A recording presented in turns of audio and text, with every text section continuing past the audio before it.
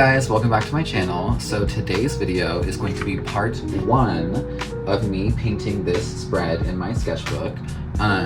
These are all studies of Robert Mapplethorpe's photography, or Robert Mapplethorpe, I believe that's how you say it. I'm not entirely sure, I'll put his name on the screen.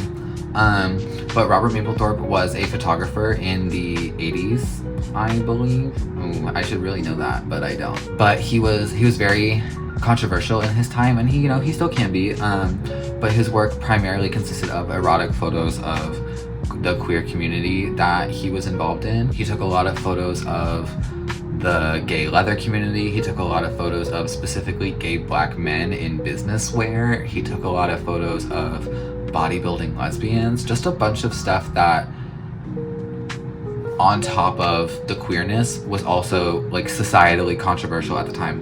And I take a lot of inspiration from him in my work. A lot of my stuff is based off of his work, or I reference his work a lot in my art. This self-portrait you see behind me is actually referenced off of a photo that he has taken. It's the same pose. What better master studies to do than one of my biggest inspirations? So if you would like to see part 1 of me painting the first few of these, please stick around. Part 2 will be up in a few weeks. There's going to be another video going in between those, but I promise if YouTube doesn't strike this video, there will be a part 2. Just hold on a second. Gird your loins. The loins will need to be girdled.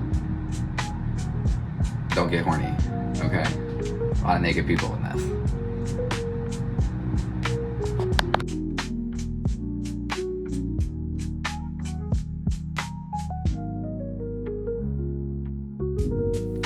Okay, let's get into it. So for my paints today, I used this new watercolor set. It's the Daniel Smith Nicholas Lopez artist set. I got this because I watched a YouTube video where somebody used it and I just absolutely fell in love with the colors and I had to try it. Now you guys, I haven't used watercolors. Oh, also by the way, I used a Prismacolor Colorase for all of these sketches. But I haven't used watercolors since high school, probably. This is my first time touching them in a very, very long time. And I really enjoyed myself. I think I already had the basic motor functions of the water-soluble medium down because I paint with gouache so much. But it was nice to be a lot looser with it and focus way more on the shapes and allowing the granulation of the watercolors to put in a lot of detail for me, whereas with the gouache I really try to like get in there and paint with it like I would with oils. This time I really tried to just let go and let the paint do most of the work for me, and that was really, really fun. So here I'm just starting with the color Moonglow. On all of these paintings that you're gonna see in this video and in part 2, I used the same 4 colors. Now technically I used 5 of the colors in the palette, but one of them was a custom mix of 2 colors, so I only used 4 colors. I used Moonglow for my primary shadows, and then I used Lavender for my lighter shadows because they both have this really, really nice granulation effect that is helping me add visual interest in sparse areas, and also allowing me to not put in a whole lot of detail because, like I said before, that that granulation and the texture is adding detail for me. And then soon you'll see me, I think you can sort of see them in the background here, I'm gonna pull in some blues. There's a blue and a green in this set. There's an ultramarine blue and a green called Cascade Green. And to be completely honest, I don't love the Cascade Green by itself. But when you add it to the ultramarine blue, it just makes such like a gorgeous warm blue color that I think worked really well in this palette, and I just love like a warm dark blue. If it's a light blue, it definitely needs to be cooler, on the more periwinkle side. But if it's like a dark blue, I love it to just have a teal tinge to it. I don't know. And then this color that you just saw me go in with the blush, this is the Piemontite Genuine. Now I was nervous for this color because when I watched the YouTube video that I ended up buying these from, she was also doing a portrait with them, and she used the Piemontite in the fleshier parts of the cheek, like in the blush and stuff, and it looked so fleshy. It looked so rosy and almost orange. And when I got the colors, I was expecting it to be much more of a red, but the Piemontite is really it's the warmest color in the thing. There is a warm gray in that palette, but the Piemontite is the warmest color. It's just a deep warm brown that has a lot of granulation in it. Most of the colors in this set have the granulation except for the ultramarine and the cascade green. I think it's just those are the palette cleansers of this set, you know what I mean? But no, I think this color, the Piemontite Genuine, in the context of these muted purples and blues and gray, like, it really does read as that bright, saturated, warm, blushy tone, because of the fact that everything else around it is so desaturated, so purple. The dark brown, or I guess when you dilute it, it's light, but it's still a fairly like burnt sienna color, but it looks very, very fleshy, which I enjoy. Another thing that I thought was really, really cool about Moon Glow specifically, which is this purple gray color right here, is that every time I would leave it alone on my palette, the pigments that are used to make it would sort of separate, and I would get like a red and a blue, and I would have to mix it up together in order to make it all one uniform color again before I went in and painted with it. And because of that, there would be times, of course, when I didn't mix it perfectly, or I forgot to mix it and I just dipped right in. And so it gives some natural color variation, if you know what I mean, where like sometimes I'm going to put my brush in there and I'm going to pick up more of that red pigment than I do the blue pigment. And sometimes I'm going to pick up more blue pigment than I do red pigment. And then I put that down, and even though I'm technically using the same color, it does look different because of the fact that the pigments are able to separate quite easily, but then also be mixed back together quite easily. I thought that was a really, really fun aspect of this paint, and I really liked pushing it even farther, which you're gonna see in some of the upcoming paintings, where I left it unmixed for certain points so that I could just pull like the more rosy tone of purple, or then I would mix it up so I could get more of a blue tone. I just thought that was really fun to play with. And then I can't believe I also didn't say this before, but this painting is of Robert Mapplethorpe himself. Ooh, was that out of order? It's okay, it's too late now. I'm recording the voiceover. But this painting is of Robert Mapplethorpe himself. He did do a lot of self-portraits, and that's part of why he's so inspiring to me, because I like to do a lot of self-portraits like this, and I also like to just capture the people around me like this. I find it compelling. Now, I know some of you are also probably curious about my brushes. So whenever I'm doing a watercolor or a gouache painting, I'm using my Emily Hughes X Craft Ammo brushes. It's a whole set that you can get that Craft Ammo made in collaboration with Emily Hughes.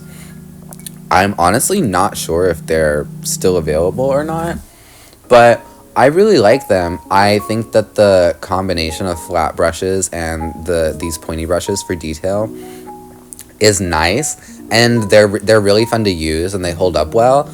The only reason mine is bent like that is because I will leave it in the cup of water for like weeks on end, because I'm the worst person in the world. And that's why that looks like that. All of my brushes do that. Like my nicest brushes in the world do that because I treat them bad. Don't look at that as a failing of the brush. I will say, however, my only complaint with this set is that I wish that it came with smaller flat brushes, because as you can see, I like to get pretty tiny in my sketchbook, like really small. And I really like the effect that you can get with a flat brush, which I'll talk about in a second. And it's not that I don't like the way that this looks, but it is different than what you would get with a flat or a filbert. So I do have some treacle brushes on the way, because I use treacle brushes for my oils, but I know that you can also use them for other stuff. So I have some smaller flat brushes on the way so that I can get those different brush strokes. And the reason that I like flat brushes and filbert brushes a lot, especially when I'm doing portraits, is because it almost feels more like a sculpting tool, if that makes sense, because it's thicker and it's flatter, and so I can sort of convince my brain that I'm actually carving 3D space. I saw Miriam Hoffman on YouTube once say that a big turning point for her career was... Oh, actually, really quick before I finish that, let me just talk about this one. I had paused the recording, waiting for that first layer to dry, and then I painted the whole thing without realizing that I had paused it. And this is me realizing that I had paused it after finishing it, and that really pissed me off. But here's a bulge. I really like this one. Anyways, one of my favorite artists, Miriam Hoffman, posted a video in which she said one of the biggest turning points in her recent career was when she was able to start gaslighting herself into actually believing that she was carving out 3D space whenever she was painting. Every time she put the brush down, she wasn't making a 2D mark on a 2D surface. She's carving back a 3D surface.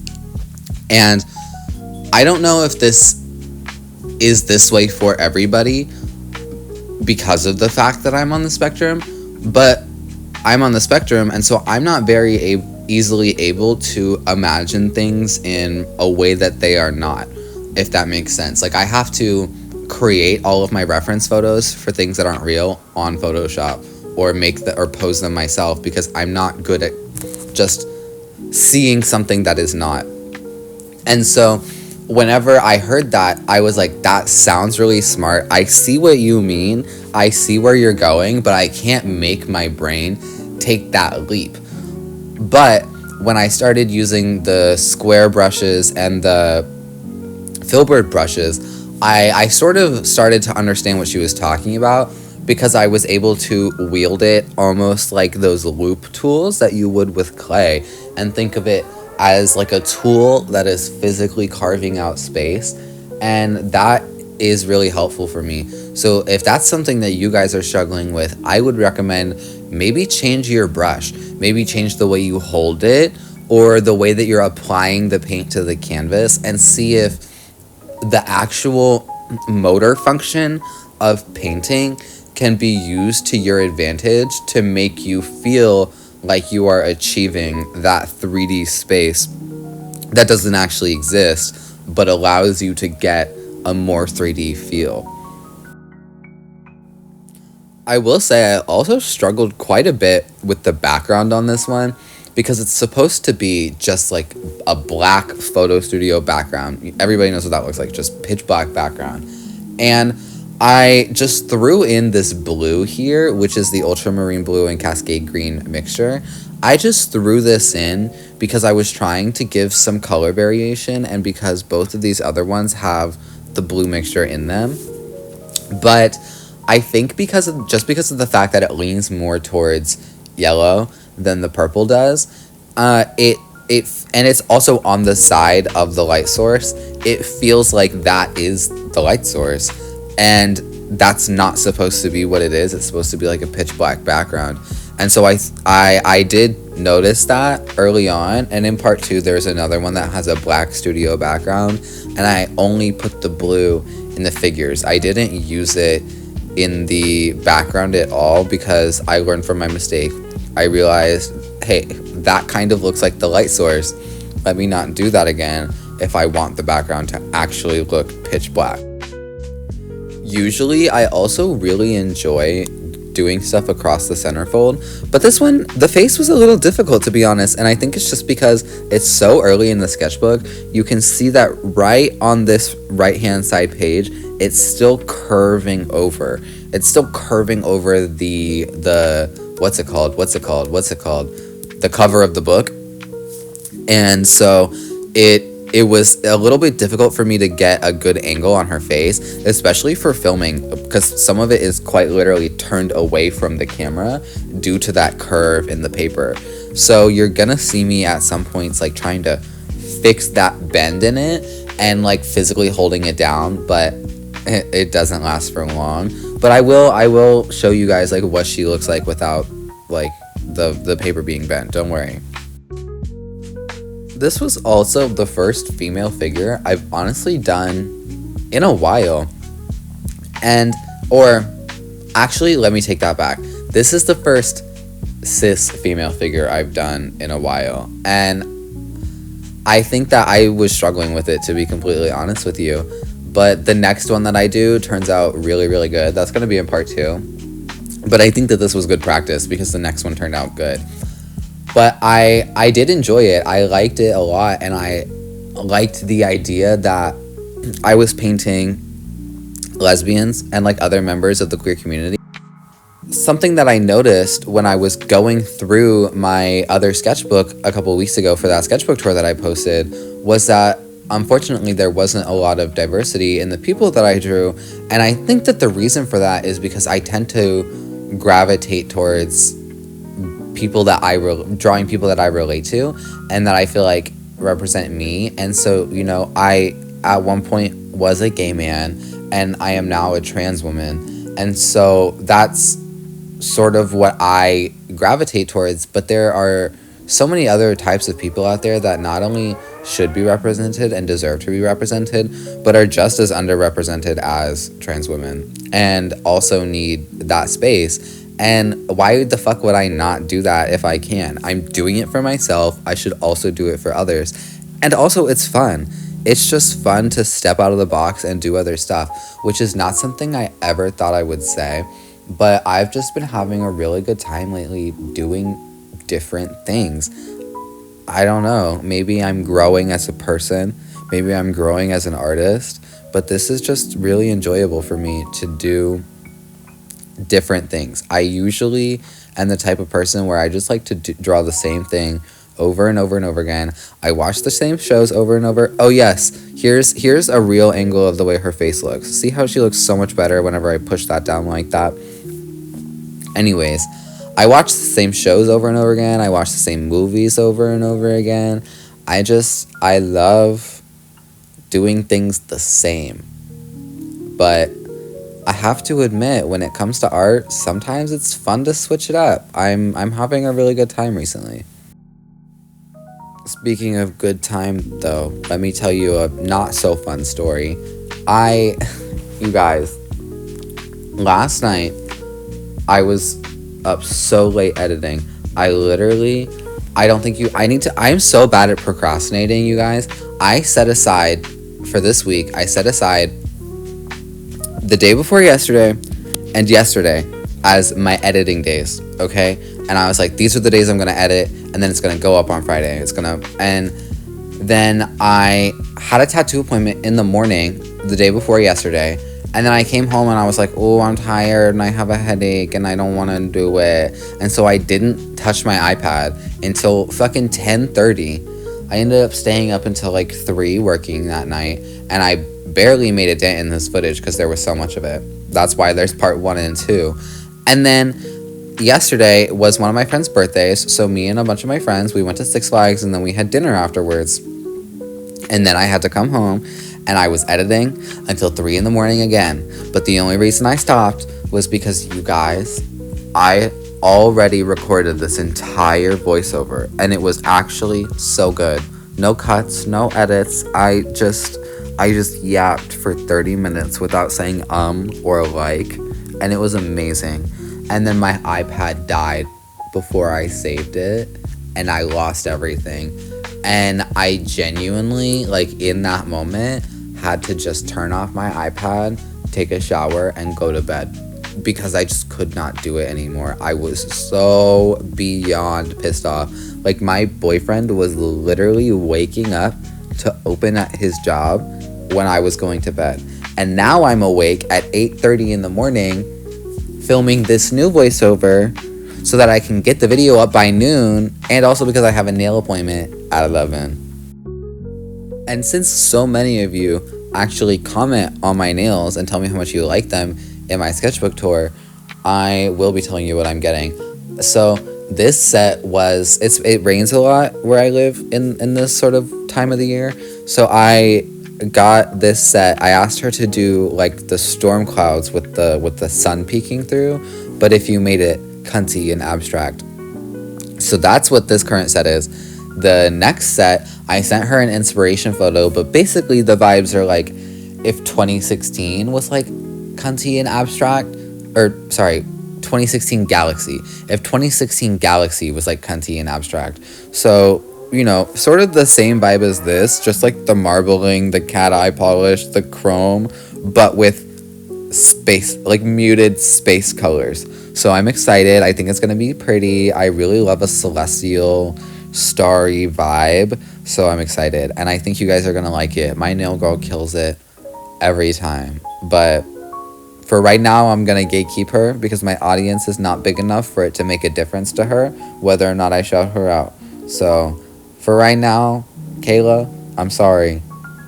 But I'm keeping you for myself. The booking's already crazy as it is. Although my nail girl did just implement this thing where her recurring clients are able to book first, and then once we're all booked up for the month, then she goes to new clients, which is so much nicer. I don't have to like fight for my appointments. I used to literally have to make my appointment I made my appointment for today at the end of May in like the middle of or beginning of April. It like 2 appointments ahead. It's crazy. But it's better now. And here I was yapping the whole time. I didn't even realize we had moved on to a new painting. You guys, I actually had so much fun doing this one. And like I said in my last sketchbook, there was an unfortunate lack of diversity. But I've already been putting in a lot of more darker skin tones in the sketchbook before this. And it's just so much fun because of the saturation. You're able to push the saturation in darker skin tones so much more. And you're able to get so many... Like, I was able to just put so much of this Piemontite in this portrait, and it didn't feel wrong because of the fact that darker skin is just saturated colors. And so I was able to really play with it and push it, and I really enjoyed that. I feel like sometimes when I'm doing fairer skin, I have to be really mindful of keeping my saturation intentional and light, which I don't. It's not that I don't like doing that, and obviously I don't have to do it, but it's just I love a saturated bright color, but I still want it to look kind of realistic, just with a little bit of oomph, you know. But I love a saturated bright color, and being able to push those rich saturated colors in the darker skin tones is so much fun. It's so much fun. You can really do a lot with the oranges and the pinks and the crimsons and the purples that show up in dark skin. It's really beautiful.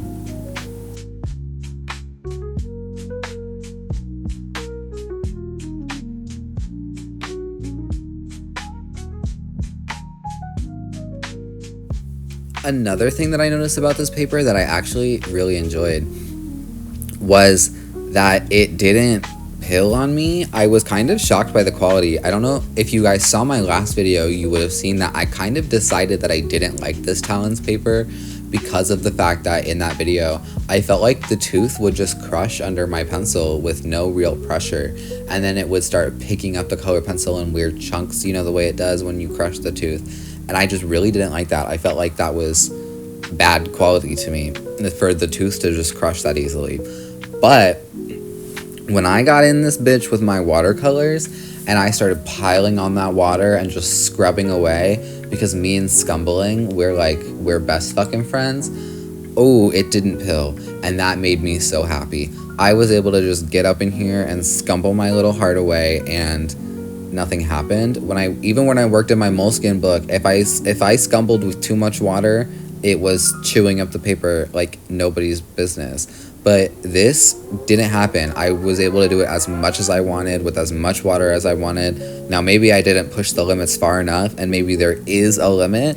So far, I have not found it. So that is something I'm really, really like about this, and I'm trying to decide, is this bonus like so good that it outweighs the fact that I don't know if I like using colored pencils in this book.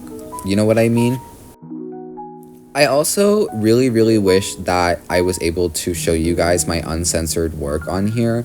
I hate that I have to have these censors on here. I feel like it not only is covering the focal point of a lot of these, but it's boring. Boo, boring. I hate that if I were to click that this video is 18 plus when I upload it, so that I would be able to take off these censors and say that it's educational or whatever, I would still be demonetized. Not that I make money off of these now, but I hope to in the future. And if I said that, oh yes, this is 18 plus, this contains nudity, it would get flagged and I would like lose AdSense, and that would not be good for me. So unfortunately, the only place where you are able to view my work fully uncensored is Twitter. I'm not even really able to put it on Instagram. I mean, I do put it on Instagram, but it's still censored to a small degree, less so than YouTube. But even with their new community guidelines, Instagram loves to be mean to queer people, and so even though it's not against guidelines anymore, like they will get mad about it. So the only place I post my uncensored work is Twitter.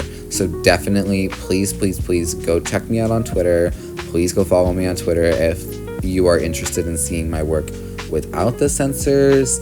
Just, you know, if you like my work, if you have ulterior motives, you know, it's up to you. Just go to my Twitter. That's all that matters to me. I'm also really excited for you guys to get to see the next few paintings that are in this spread. I wasn't able to include them all just for the sake of time. Like, this video is already 30 minutes long. If I put everything in it, we would have been sitting here for well over an hour, and I know that you don't want to do that. I know that I didn't want to do that last night during my whole editing fiasco. So it is what it is. But that will be going up soon. It'll be going up in about 2 weeks. I know some of you might want the part 2 immediately, but I have to keep you on your toes a little bit. I'm so sorry. I'm also excited for next week because I want to do an oil painting portrait. You guys were commenting in my sketchbook tour that you liked the oil paintings in the background and you wanted to see some of that process. And I haven't oil painted in a really long time. It's been like a couple months. So I'm gonna bust them out and get down and dirty with you guys. But there's going to be a special little twist. The painting will be of somebody that many of you may know of. So I'm excited. I think it's going to be fun. I'm going to send it to this person's P.O. box so that they may open it on Twitch stream, if that hint helps any of you. But yeah, I'm excited. I'm excited. Stay tuned for next week's video because it is going to be really fun. And also the video after that, because it will be a continuation of this one. And really quickly, before we get into the end of this video, I just wanted to talk about this painting one last time and say that I think with these watercolors, it was a little bit difficult for me to know when to stop. I didn't know when was the end. I didn't know when was enough. And I would have to come back to it when it was fully dry to see how the granulation would affect it, to see how drying might lighten or darken the colors, and then I could really decide, have I done enough, have I not done enough. It was really difficult for me to, in the moment, judge.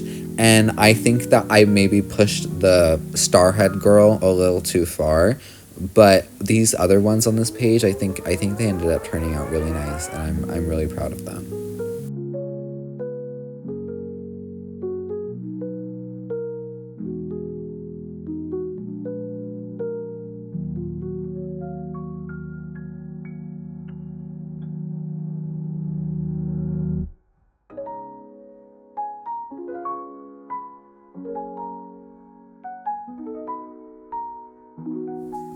And with that, we have reached the end. There's going to be about a minute long clip of me struggling to peel this tape off so that I can give you guys a proper outro, because last time I did not leave enough footage to do that.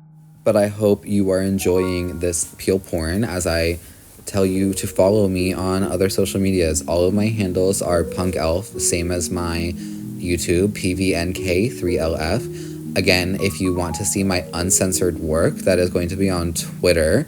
I also post a lot on Instagram as well, but that's where you're going to find me the most. I do also have a TikTok. and I'm trying to get more active on there, but the art of short form content for painting still eludes me. If you've made it to the end of this video, thank you guys so much for watching. Please like, subscribe, comment which one of these is your favorite, and which one from the beginning are you most excited to see in 2 weeks on my next video. Thank you so much for watching. Bye.